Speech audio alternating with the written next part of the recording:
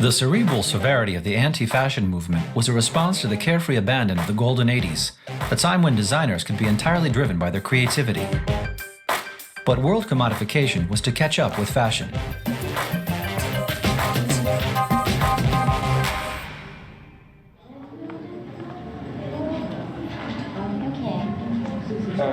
Okay, Mr. Lagerfeld, your collection was a big sensation.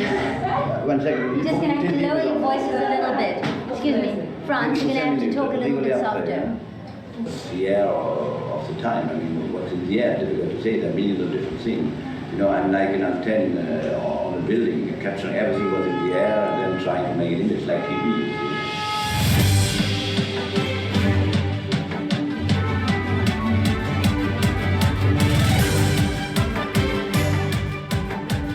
At the dawn of the 21st century, the term luxury replaced the word fashion with increasing frequency. The major groups had become the new players in the industry, and they aimed to sell not just clothes, but also bags, shoes, perfume, lipstick, or any of their products stamped with a logo. In a now global market, brands were obliged to produce strong images that would inspire people to buy, as far afield as China and Russia. These developments, which started in the 1980s, continued to pick up speed in the new millennium. So where did the designers fit into this increasingly brutal system? The best armed among them were those who managed to step beyond the status designers formerly enjoyed to become masters of the media. From now on, their audience was the whole world.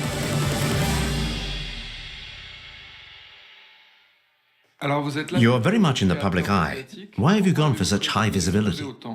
Discretion is all very well, but it's only one way of being. I didn't choose one stance in particular to get seen. I do happen to be visible, but it's not my fault. I really don't want to have too many things in my name, because I'm a mercenary. Who do you work for?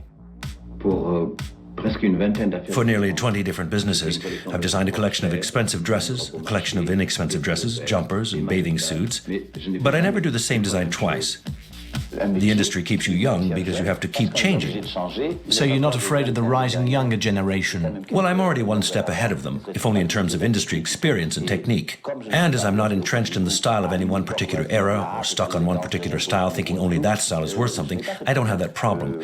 I'm quite opportunistic, to the point of grabbing things out of the air or from other people's minds that they themselves can't even express because they don't have the capacity of technique. When I took over Chanel, they said, "It's over, it's done for." The owner said to me, "Listen, I've just acquired the fashion house. The way it is right now, I'm not proud of it. If you can do something with it, good. If not, I'll sell it." Well, I did something with it. Gabrielle Chanel died in 1971, and Karl arrived at Chanel over 10 years later. We'd had plenty of time to mourn her absence, and he was the right person at the right time to step into it.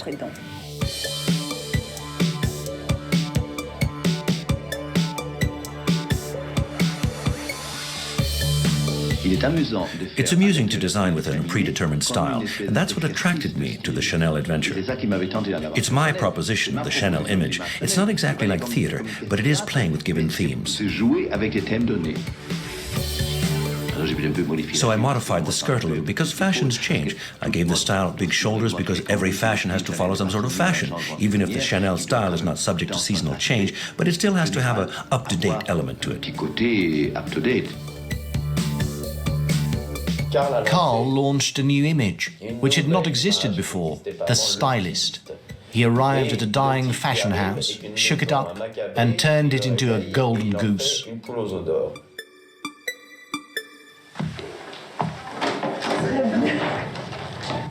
Hello, everyone. Hello, Karl.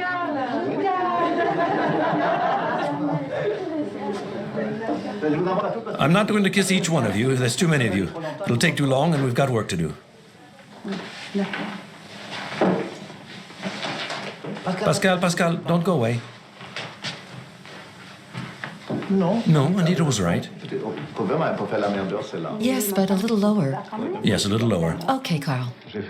I do the same thing I've been doing since I was 5, drawing clothes. What's funny is I was interested in clothes even before I knew it was called fashion. Is there a range of colors you're more attracted to than others?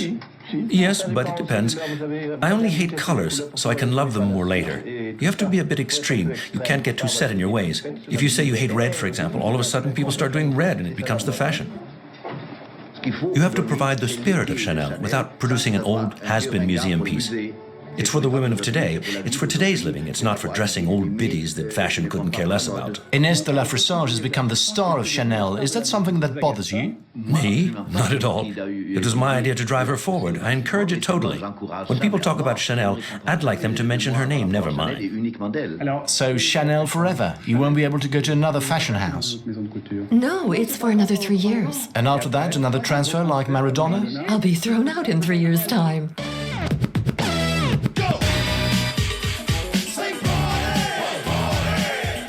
With Karl Lagerfeld, one image replaces another. An autocratic director, he replaced Inès de la Fressange, the face of Chanel for the 1980s, by Claudia Schiffer for the 1990s. With an insatiable appetite for everything and then its opposite, he took possession of the house conventions in order to shake them up, revamp them, and transgress them. He did everything in his power to stop the newly awakened beauty going back to sleep. Touching on the trends of the moment with humor, Karl Lagerfeld increasingly expanded Chanel's territory.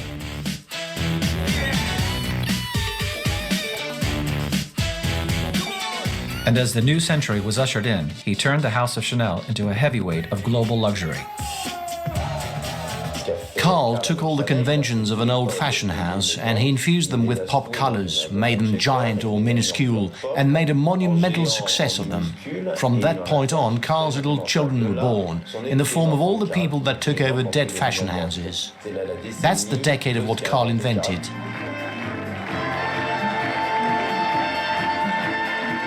How are you?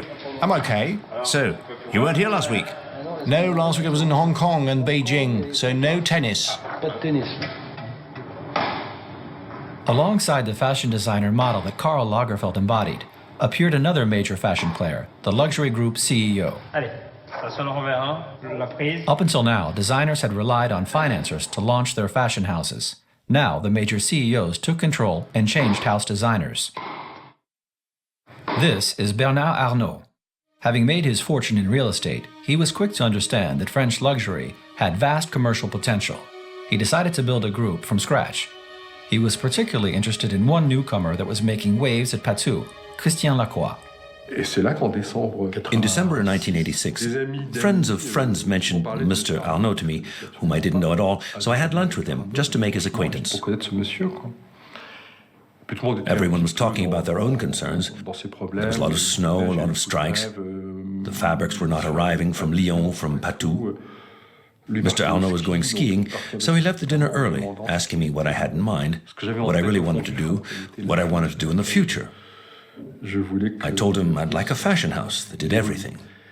From jeans to haute couture. At that time, I was perhaps a bit presumptuous, but I could well imagine a sort of department store that sold everything. He took a 5 billion old franc gamble on Lacroix alone. 5 billion francs to be made profitable in 3 years' time. A talent needs to arrive at the right time. And Lacroix's baroque, flamboyant couture had great appeal. It was bold, operatic, emotional, and made people want to buy auxiliary merchandise. Quite frankly, I always approached couture in the way I approach the work I do today, as a costume designer. A very special dress for a very special occasion is exactly like designing for a heroine. And that either appealed or didn't appeal at all to people, the theatrical, operatic style of what I did. Finally, I played at being a designer. I felt like I was watching myself act as though it was a bit like a role, really. And now I no longer do that work. I realize to what extent it really was a role.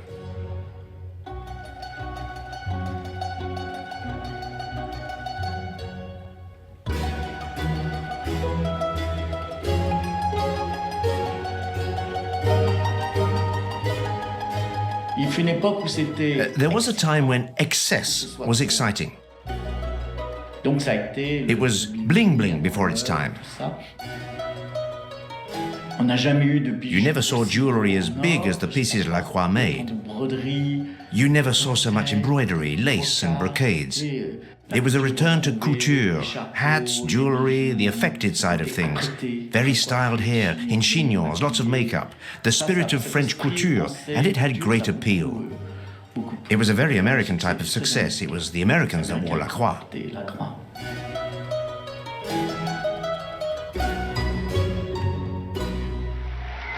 He has triumphed. The future is his. And among the flurry of praise and compliments, one precious opinion, just one, that he was particularly impatient to hear, that of a man in grey. I just love it. We might only see the profits in 5 years' time or even longer. What we're creating with Christian is built to last. But Bernard Arnault's appetite did not stop there. With a healthy appetite for major luxury names, he took over the Dior and Givenchy haute couture houses. He then treated himself to a legend of French tradition, the outstanding luggage maker Louis Vuitton. The monogrammed canvas was the group's cash cow, so to speak. Mass diffusion of the Vuitton label sent out a shockwave, and it really changed the profession. Banking on the legend of French prestige for every acquisition he made, he accumulated jewelry and perfume houses. And to wash it all down, he acquired the best champagnes, Moet and Chandon, Ruinart, and Dom Pérignon. At the dawn of the 1990s, the LVMH war machine was launched.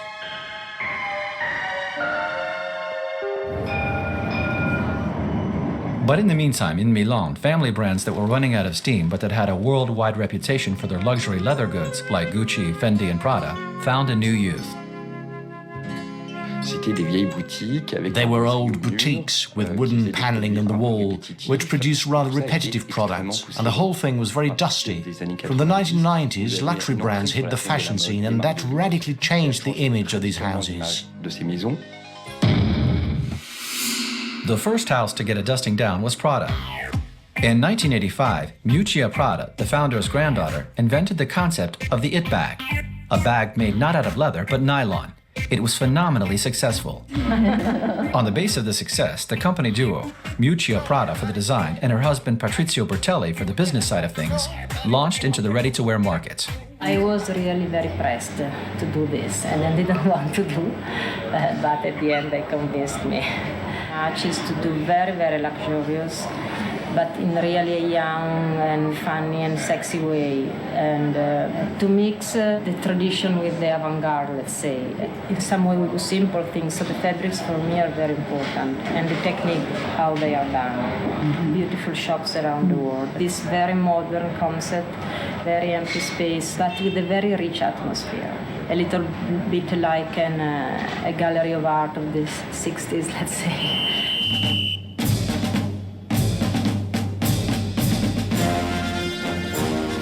The whole world stood to attention before this minimalist luxury. First on the main ready-to-wear line based on an austere style inspired by military dress. Then on another line, Miu Miu, which was cheekier and more relaxed.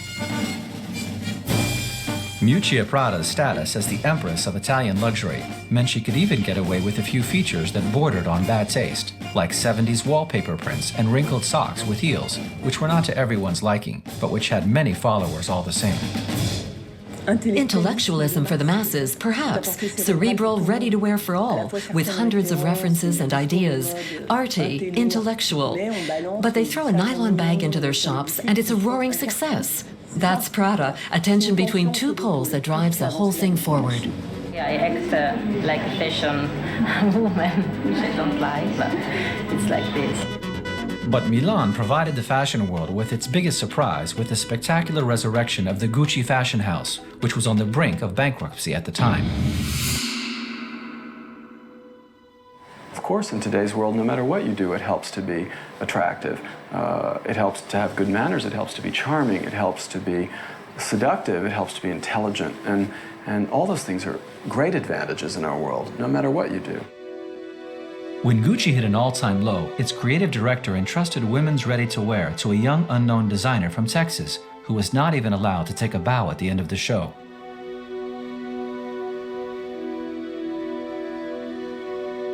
Season after season, manager D'Amico De Sole entrusted him with increasing responsibility. In 1994, all of Gucci's lines were signed by the new creative director, Tom Ford. Tom Ford was a sort of revolution with the work he did. Even if people say, that's the job of a stylist. He created a universe, and not everyone can do that as well as he did. I think he managed to translate the glamour of the moment.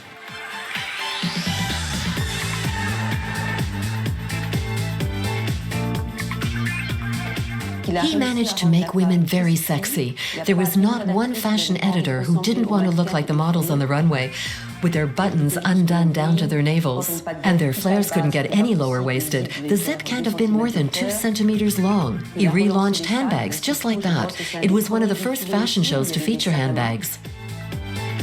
They were always very controlled messages, very direct, repeating the same things 20 times over until it stuck into your head. Just the one very precise message. It was just like an advertising campaign. You have to have, as a fashion designer, a vision. You have to have something to say. What are you saying? And Tom Ford's vision for the old Italian house that no longer did it for people was ultra simple. Gucci equals sex. He capitalized on this primal desire and revisited the term porno-chic, making it more glamorous. For me, fashion is a commercial endeavor. It is artistic, and there is art for me in it, but I'm not someone who has always approached fashion as my art. With his American-style pragmatism, Tom Ford imposed a new figure on the industry, the creative director. A creative director who despotically controlled the entire house's image.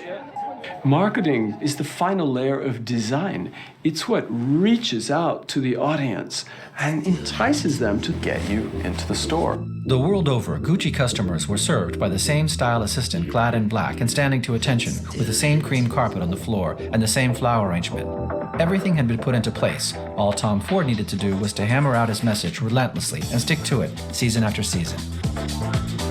Tom tapped into a very, very sexualized moment. I mean, I think everyone was very, exhausted by their fear of the AIDS crisis. I think they were really ready to sort of, if they didn't actually go out and do drugs and have sex, they wanted to look like they did. Basically, he was one of the first to understand that the market no longer concerned a wealthy bourgeois clientele, but that on the contrary, everyone wanted to treat themselves. The hedonist consumerism concerned everybody, in particular young people. Porno-chic really revamped the luxury market. Ultra slinky and undeniably hot. He brought back the logo and made it chic. He makes clothes that rock the world, and he puts sex back where it belongs. Here's Tom Ford for Gucci. The incredible success of porno-chic made Gucci Group's shares hot stuff, and it gave Tom Ford star status. I think he's really revamped it. Turned it round. Yeah, turned it round, made it a lot more trendy and a lot more what people want to be seen in. I use some of his stuff. I use some of the stuff for that shoot with David. It's just amazing stuff. What was so interesting with Tom was that he made man woman's equal. They were both equally objects of desire. A male object who was soon to become known as a metrosexual, a heterosexual with a tardy twist, whose skin and hair matter to him, and who knows more about the latest trends than his wife does.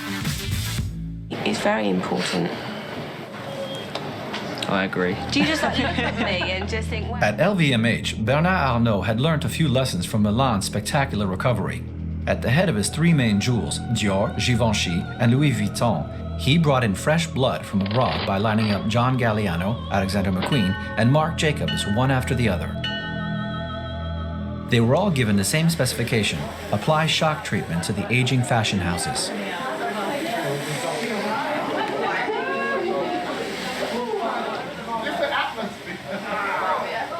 I remember John's first fashion show in Paris. He had no money at all to stage it. It took place in Sao Schlumberger's Parisian house. She lent him the space for the show, but John didn't know anyone in Paris at the time. He really was a new kid in the city of dreams. He really had no money at all, but American Vogue did and supported him. The fashion show was thrown together very quickly.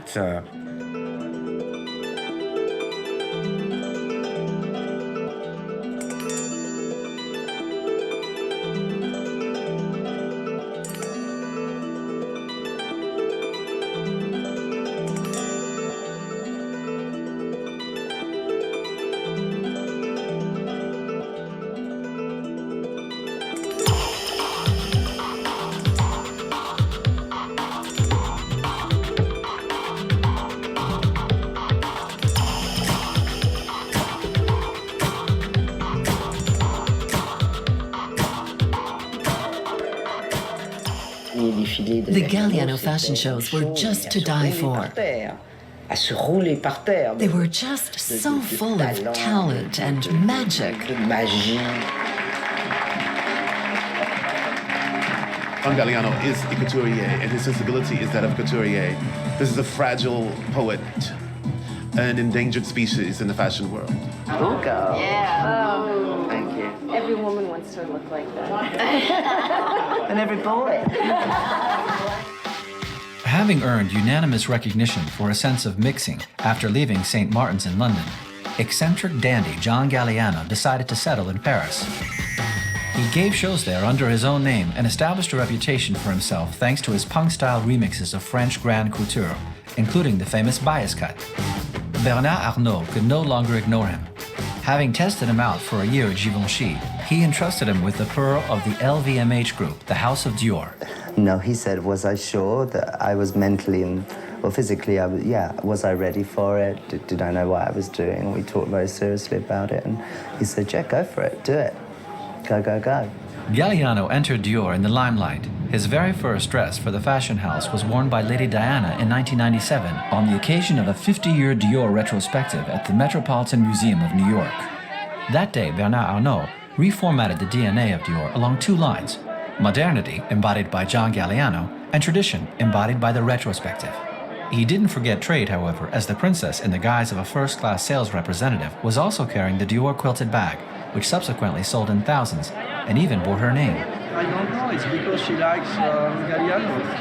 You know, Galliano is also a British designer, and maybe I think she knows her, she knows him, and that's all.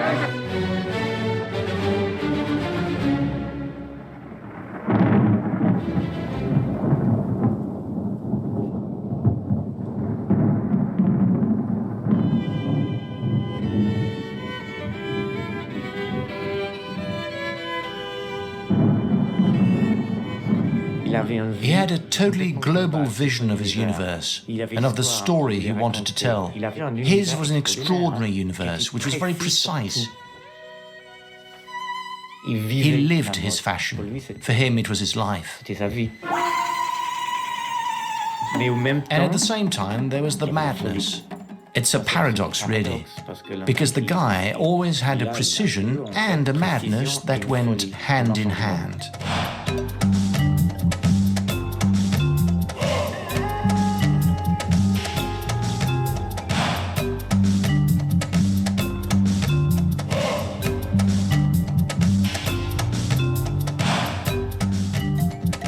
That wasn't what sold. What did sell was the butterfly effect. From an earthquake on the runways in Paris, someone would buy a lipstick in Tokyo. There was an incredible repercussion in terms of impact in the press and through media coverage. It was a magnificent marketing machine, an incredible textbook case.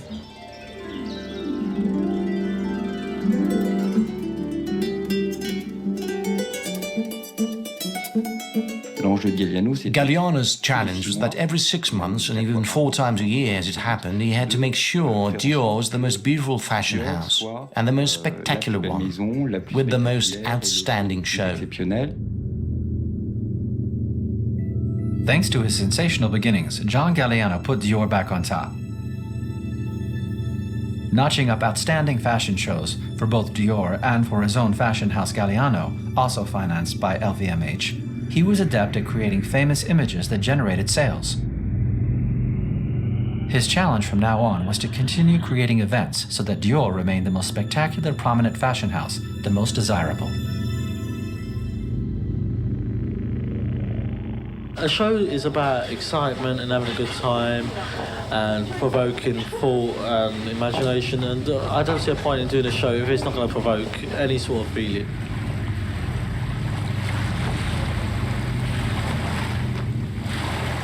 Lee McQueen did not just design clothes. He was also rather political. His clothes criticized fashion in a way.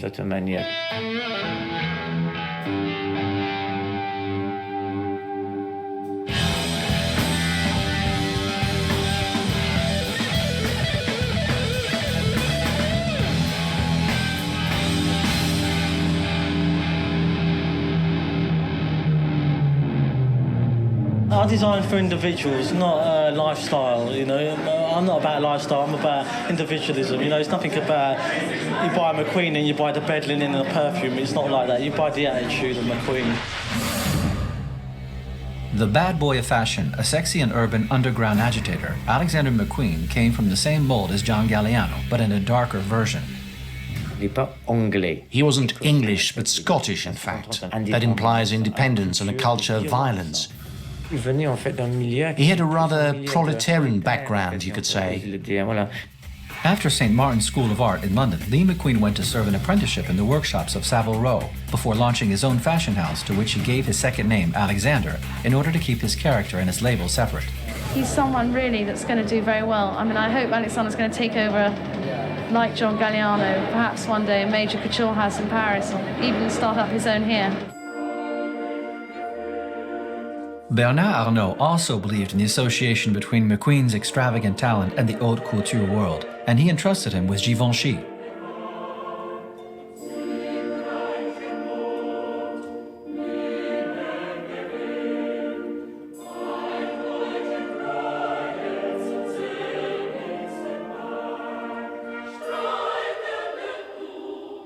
The first fashion show was at the Beaux-Arts. It was based on gold.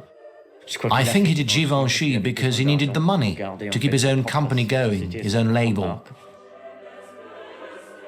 I honestly think he was bored at Givenchy. It absolutely wasn't what he wanted. He advanced much more in his own label. He just took the money.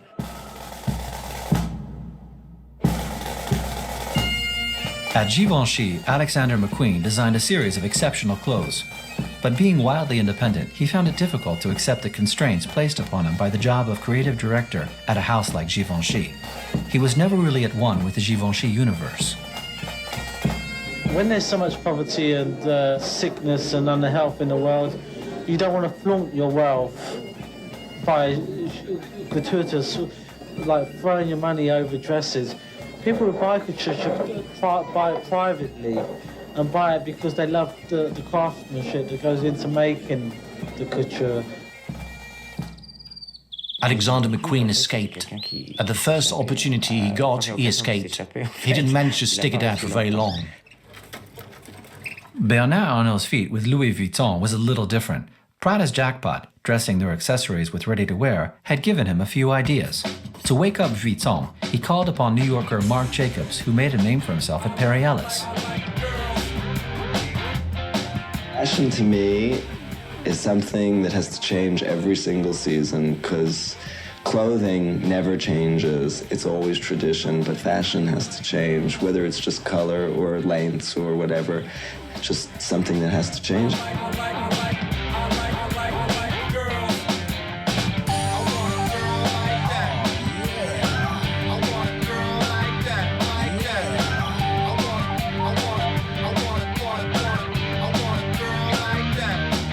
With the label that bore his name, Marc Jacobs showed he certainly knew how to create clothes for shops. His mission at Louis Vuitton was to invent a ready-to-wear range from nothing and move the leather goods leader into the realms of a major luxury brand. It's like the American flag, Marilyn Monroe. You see this monogram and you know exactly it's like an icon. We didn't have a master plan. We didn't set out to say, this is our woman, this is how she's dressed. Instead of like sort of disguising things, we embrace them. So whatever the instinct is for a particular season, whatever turns us on at a moment, it either stays that way or it evolves into something else. But whatever it becomes, we go for full on, unafraid.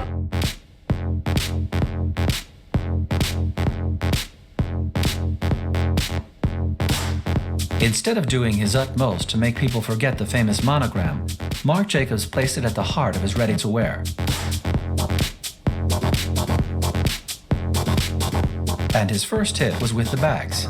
He even gave the famous original canvas a makeover in shiny pop colors, which initially surprised people before becoming all the rage. It's fantastic. Thank you. It was sublime. Pretty, wasn't it? The handbags were great. Now we'll have to make 500,000 of them. I'm glad you like them. And now a surprise offensive in the world of luxury goods. For 18 billion francs, François Pinault, owner of the Printemps department store, La Redoute and the Fnac, has treated himself to Gucci, a snub to the French world luxury leader LVMH. This time war has been declared, whether openly or not. We're building a group with people, with major brands, in a positive way. It's nothing against Mr. Arnault. Did you tell him before, or did you discuss it with him beforehand? Well, you don't usually say in advance when and where you're going to attack. Bernard Arnault and François Pinault were both in the running to buy Gucci. But if Tom Ford preferred to sign with Pinault, it was because in the meantime, Pinault's group PPR had acquired a jewel of French luxury, Yves Saint Laurent. Pinault offered the prestigious Yves Saint Laurent ready-to-wear line to Tom Ford, who was attracted to the venture.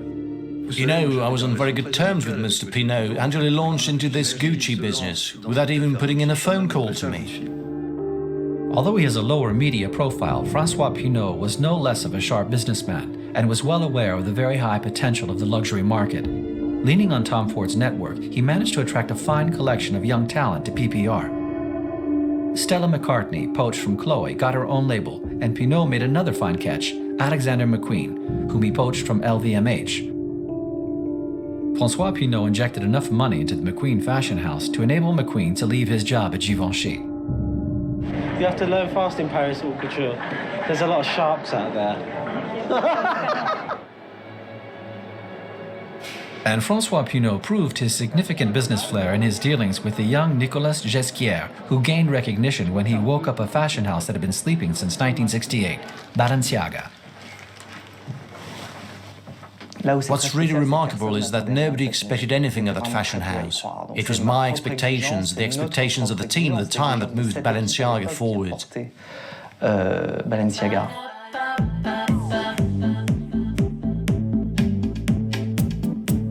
Suddenly there were buyers, the press. We felt people had taken a sudden interest in it.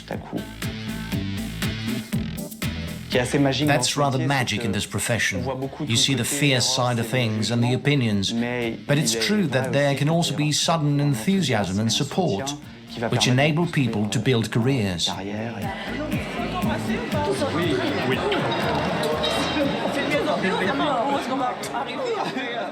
I'd like to take the time to do Balenciaga well, to develop it. At the moment it's very tightly controlled. I'd like to do more things, more accessories, open a few more boutiques. Season after season, Nicolas Ghesquière researched ever more modern, ever more daring silhouettes for women, to the point where his name had become one of the most talked about in Paris. It's rather amazing because in the space of 2 weeks, all the major luxury groups called. For one of them, someone said to me, "Tom Ford's on the phone for you." He said, "Look, we can try and buy a fashion house for you if you like. Is there one you're attracted to? Or do you prefer to do something under your own name?" I thought about it and said, "You should buy Balenciaga, because I really feel at home here." Having acquired Gucci, Yves Saint Laurent, and McQueen, François Pinault bought Balenciaga. From now on, PPR was a luxury group that could measure up to LVMH.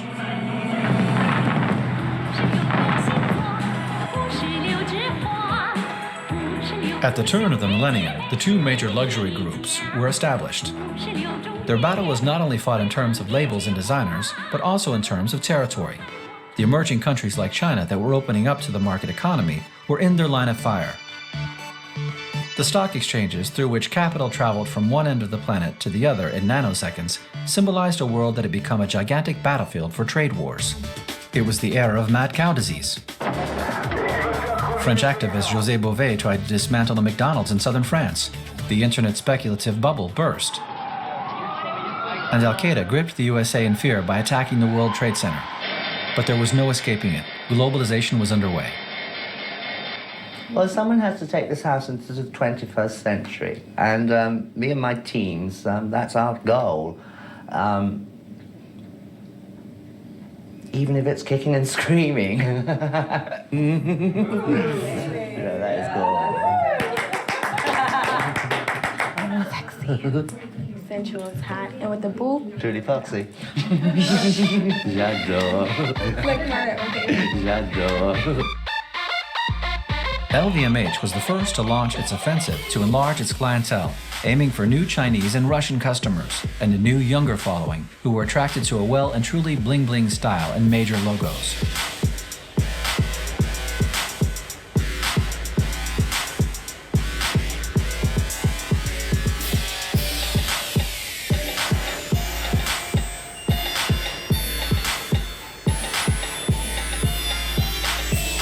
With slogans like J'adore Dior and Dior Addict, John Galliano appealed massively to this new clientele. The real visionary is Mr. Arnault. We sell 50% more every 6 months, so I hope it will continue. A visionary indeed, Bernard Arnault completed this ostentatious luxury for women with its counter-trend, the minimal chic of Dior Homme by Hedi Slimane.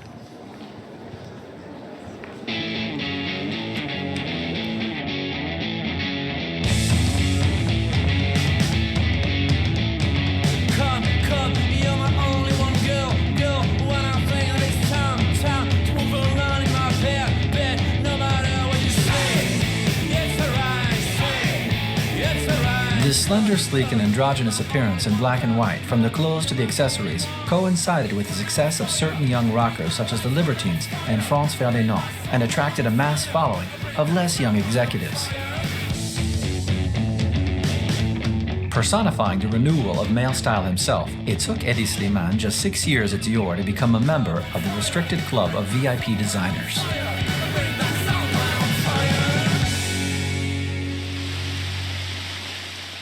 Luxury today has invaded the everyday life of a great many people. It has invaded cities, so when we opened the shop on the Champs-Élysées, it was a big surprise. Today, Louis Vuitton has really become this global brand that is the world leader in luxury.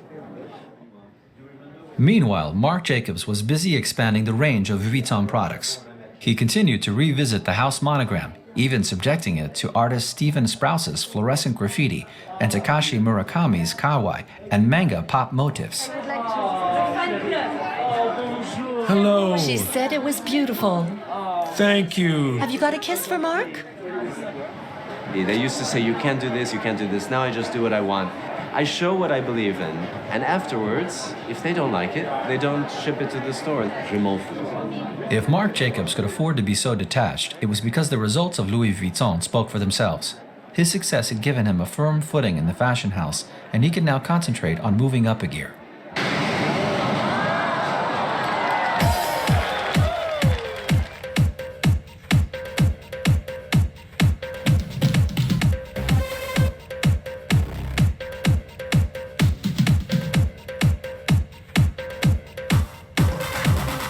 He set about designing an increasingly sophisticated ready-to-wear line, playing to a complex free clientele who were not shy to display external signs of wealth and would willingly sport a golden overcoat with matching handbag.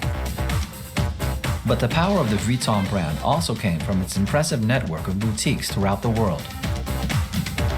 An amazing Louis Vuitton boutique filled with things to do and see. Incredible VIP service upstairs, wonderful bookshop. Great art, incredible, extraordinary windows. I don't know, just really phenomenal. It's like Disneyland for luxury people. So, I presume you have heard. It's hard to believe he is doing it. Is it true? It's on everybody's lips. How could he? Going behind people's backs, betraying them. God, is it true? Of course it's true.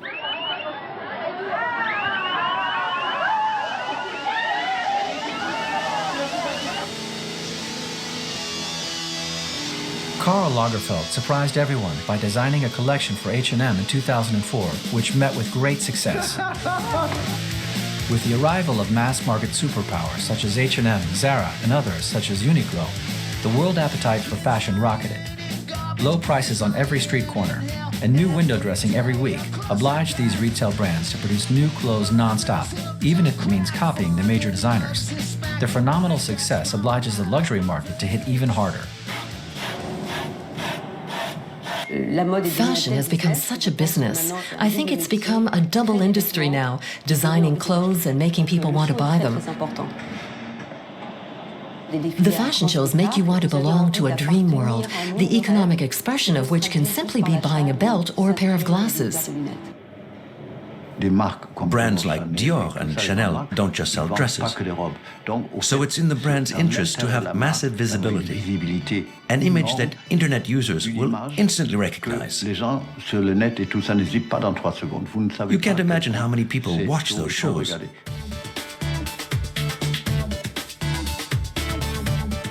The issue is who captures the luxury markets. To capture these markets, the fashion shows became increasingly spectacular at the risk of overshadowing the clothes. Even the Great Wall of China did not resist invasion by luxury and was colonized by fashion shows.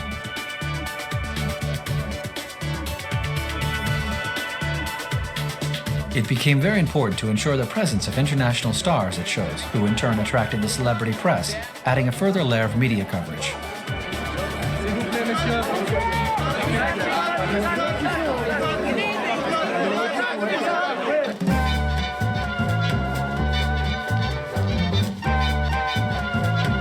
Okay, roll the drums.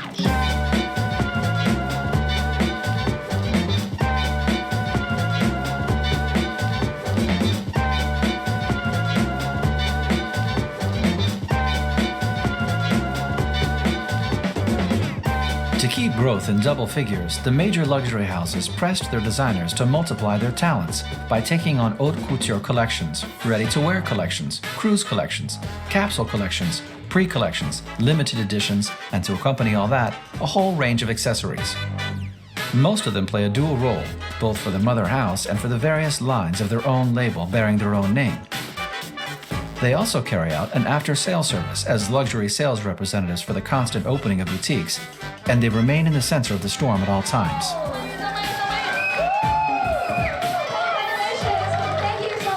We can no longer change the system. We are the sorcerer's apprentices. Unfortunately for now, that's the way it works. Perhaps the crisis will change all that, but for now it's not the case.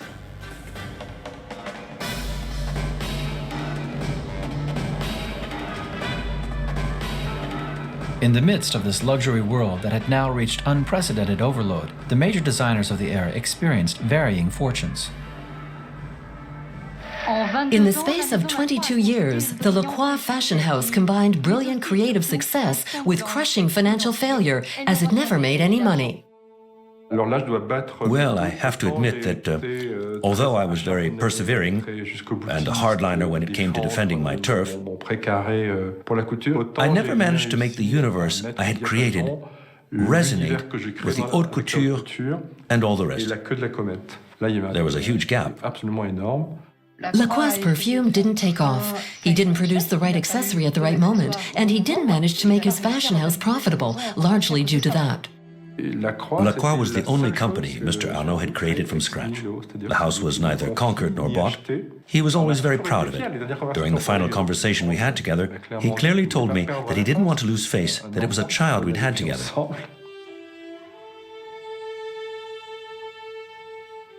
He probably held it against me that I wasn't the white knight that made Lacroix into a money machine.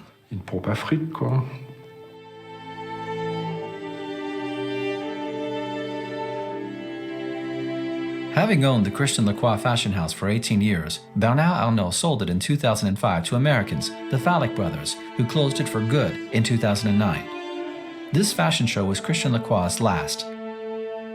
Since then, he has returned to his first love, designing costumes for opera and theater. I'm no longer angry about it. Once I knew the workers had found work again at Dior and Chanel, I was at peace. I was at peace during all those years. I now view the fashion shows with great detachment, but affection all the same. I didn't regret it. We closed Pandora's box. That's fine. Really.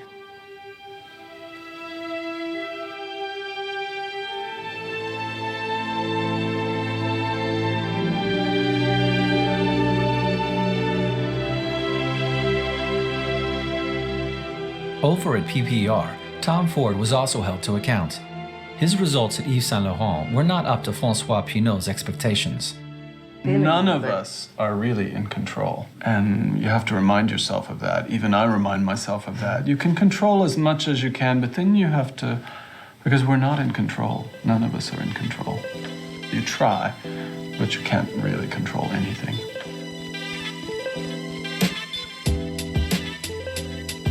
At Yves Saint Laurent, Tom Ford tried to recycle the recipe that had made his success at Gucci, but his endeavors failed.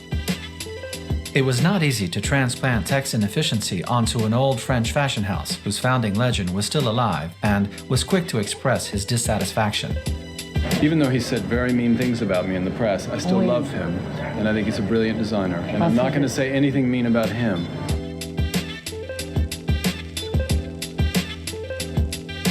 It's a very mixed thing, you know. I feel one moment very sad, and the next moment I feel really quite free. I'm looking on the positive side, and I'm looking forward to sleeping. See you later. When his contract with PPR ended, Tom Ford preferred to throw in the towel, pocket his shares, and return to the US. There, he bounced back by fulfilling two dreams. First, with the prestigious feature film, A Single Man. Then, he created his own fashion house, with a top-of-the-range ready-to-wear line, which he reserved for a very restricted clientele. Why can't we start again? Life would be rosy. Tom Ford ended up creating a luxury fashion house under his own name without the support of a major group.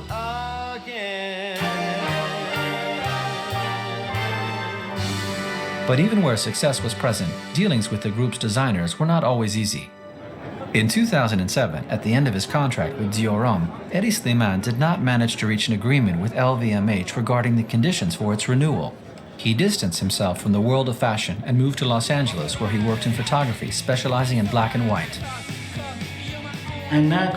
He's an incredible fashion epiphenomenon. I think he'll be back. You don't get talent like that without destiny reserving some surprises for it. And sure enough, Slimane returned to fashion with Saint Laurent in 2012, the same house he had started in 15 years earlier. Most of the work's biographical, and this is like almost like an exorcism, you know, from being like this enfant terrible of fashion to more of a more sophisticated inventory. Yeah.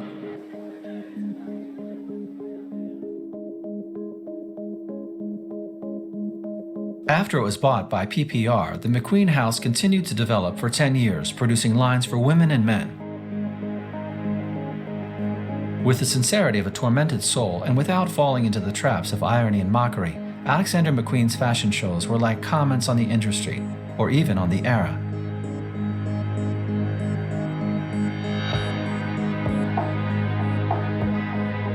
Instead of weakening his position in the fashion world, his creative integrity earned him the unanimous respect of all those in the profession who were touched by his aesthetic brilliance.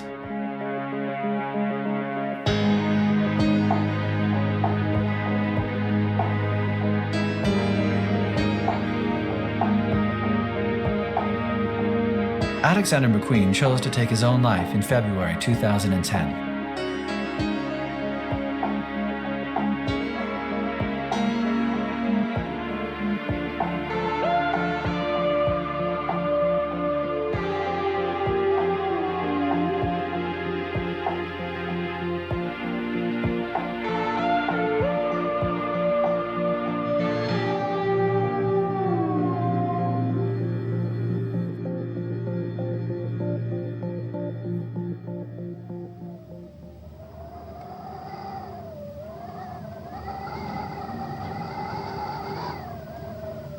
The archives at McQueen are so big, and there's so many periods of time, so hopefully I'll do my own retrospective and it'll make more sense.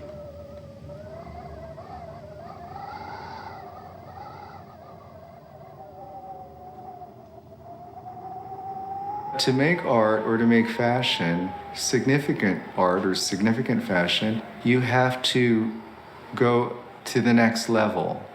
And people that have to go to that next level do that in their personal lives too. So when you go to a controlled level, you go to an extremely controlled level. And when maybe you go to an indulgent level, you go to an extremely indulgent level. John Galliano has been sentenced for anti-Semitic slander. The judges took into account the written apology from the designer that was fired from the House of Dior. The apology explained that the designer's behavior was a result of alcohol and drug addiction. John Galliano is a very great artist.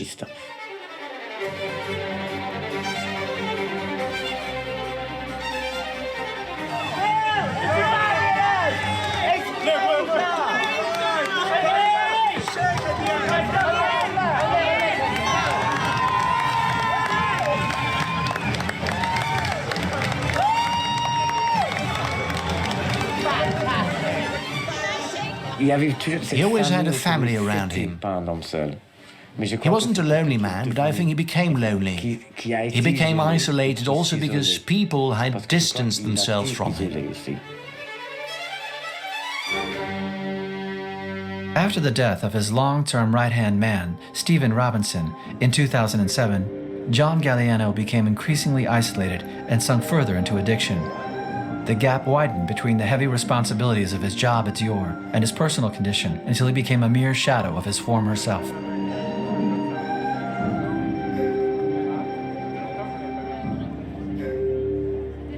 It's such a tragedy that everything that he did, all of the beautiful things that he created will always be followed with that incident.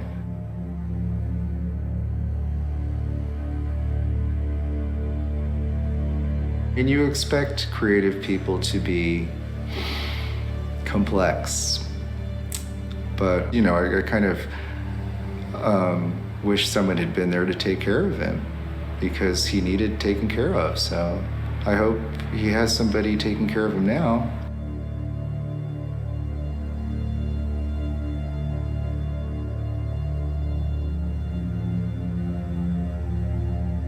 John Galliano's dismissal by Dior in 2011, after 15 years of partnership, symbolized the depletion of a system. Dior took over a year to find its successor.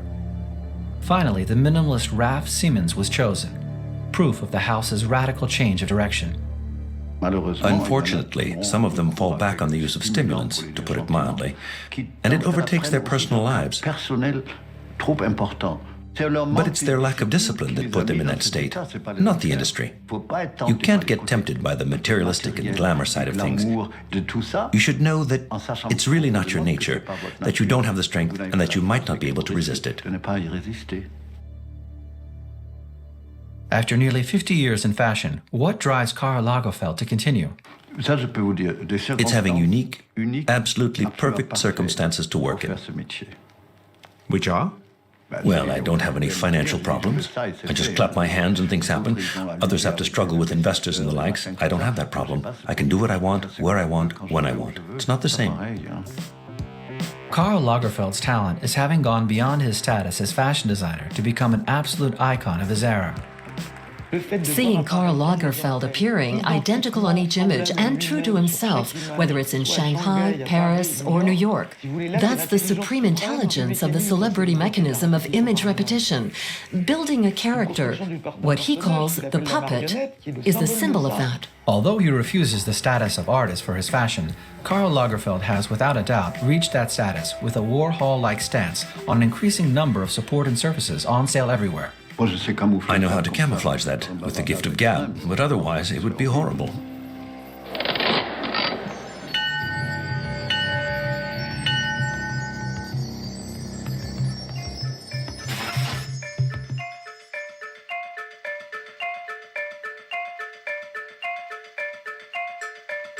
In 15 years at Louis Vuitton, Marc Jacobs has clocked up partnerships with the greatest names in contemporary art, such as Steven Sprouse, Takashi Murakami, Richard Prince, and Yayoi Kusama, transforming the LV monogrammed brand into a veritable luxury factory.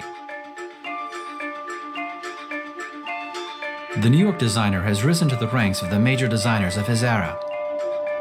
In addition to creating for Louis Vuitton, the hyperactive and entertaining designer notches up collections for Marc Jacobs and Marc by Marc.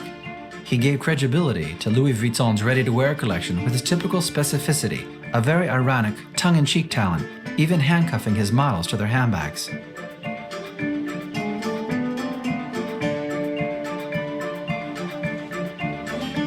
Feeding off the power of Louis Vuitton and even having fun with it, he seems totally at ease with the constraints that a luxury group career imposed on him. A perfect being in a perfect world where everything that happens benefits me completely. So it doesn't mean, it's nothing about perfection. It's about acceptance that things are good, that I am good, and I'm well, and the world is a beautiful place, and that everything happens in some way benefits me. You know, it's a learning experience. There was a before and an after Karl Lagerfeld and Tom Ford. There were couturiers, there were designers, and there were those creative directors who really got involved in the business and in the development of a house. Today, that's become absolutely essential. You have to find the right balance. A right balance that Nicolas Ghesquière found in the relationship of trust he established with the owners of Balenciaga, François Pinault and his son François-Henri Pinault.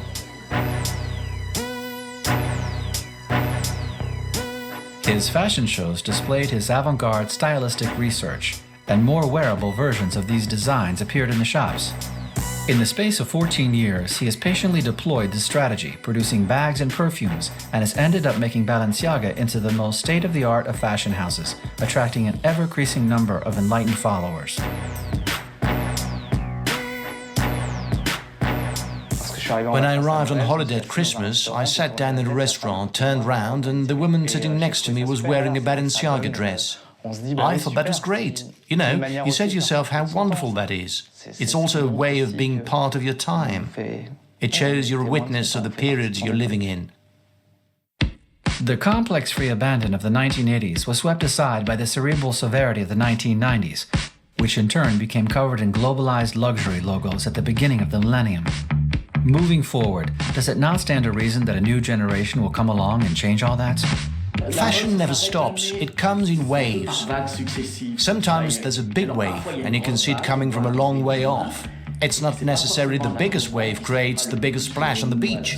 It might be an undercurrent that went unnoticed, and which all of a sudden splashes everyone, towels and sun hats and all. If fashion stopped changing, life would be no more. Couleur glaciale qui s'élance, la forêt soudain qui frémit,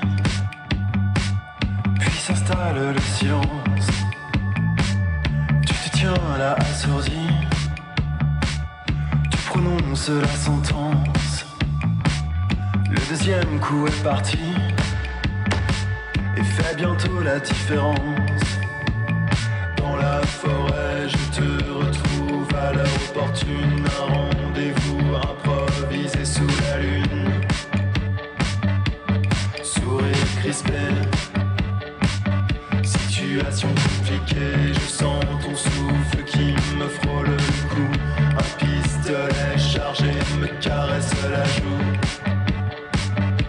Tu me dis cette fois c'est moi qui joue. Dans la forêt, la première intonation résonne. Un coup de feu, puis de mon corps qui frissonne. Puis doucement s'écroule.